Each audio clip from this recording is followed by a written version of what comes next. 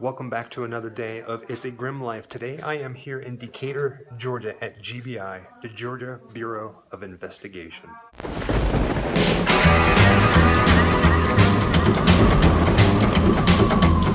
Wherever I come, bad luck just comes my way. Wherever I go, hard luck is there to stay. Good luck never stays a day. Bad luck's always coming my way. Now here at GBI, they have a museum that is open to the public, but by appointment only, that has on display some pretty interesting crime scene evidence, forensic, different ways that they would try to investigate a crime scene. They have two things here that specifically have brought the Grim Life Collective into its museum. Now, one of them is right here, and it may look like your everyday Hatchet, but it has the card in front of it, the place card says, Hatchet bearing etched writing with Voodoo-Cursed.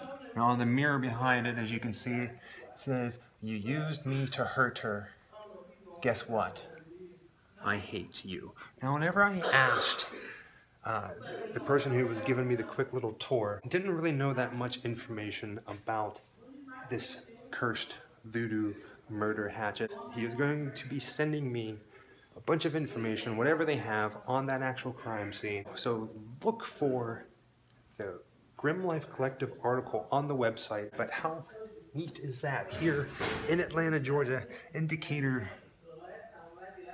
a cursed voodoo hatchet. I don't want to touch it.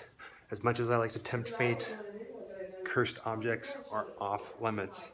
Even I won't do that. Would you touch a cursed object? Now, would you also believe me if I told you that they have an alien here at the museum? Well, if you did, that would be silly because, in fact, it was a giant hoax. So what is the story of this alien in a jar that is on display here at the GBI Museum? Well, in order to tell the story, we need to go back to the 50s. It was called the Atomic Age and the Fabulous 50s. Swept away was the gray mood of the war years. This was an era when Americans had fun. Well, in the 50s, there was three gentlemen, two barbers and a butcher who were driving down a back road here in Georgia when up ahead they saw lights in the sky that they said was a UFO. Yes, it came from outer space to fill the world with terror, to bring you unforgettable suspense. What was it? Where did it come from?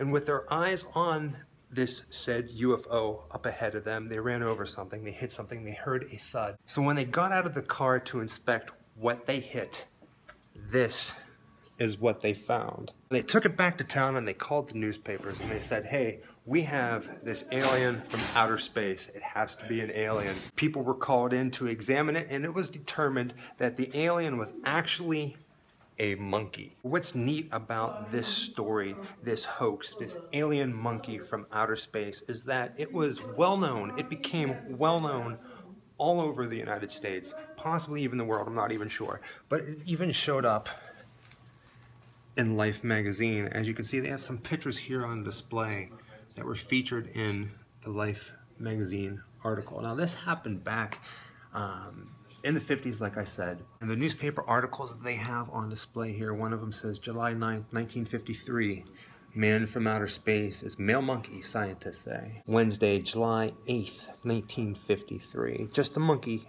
experts say of tiny Martian. So in fact, it really was just a monkey, and the stories of how the monkey came to be, aside from naturally becoming into existence from birth, is unsure. Nobody really knows how these three men acquired the monkey. But if you are here in Georgia and you want to see an interesting museum, because there's museums all over the place, but not many of them have a weird, grim sense story, strange story to tell, but GBI here in Atlanta, Georgia has, and be sure to come check them out. Until tomorrow, thank you and stay grim. They call me a calamity man, but I'm trying as hard as I can to keep the bad luck away from me. I'm doomed to win the night, filled with misery.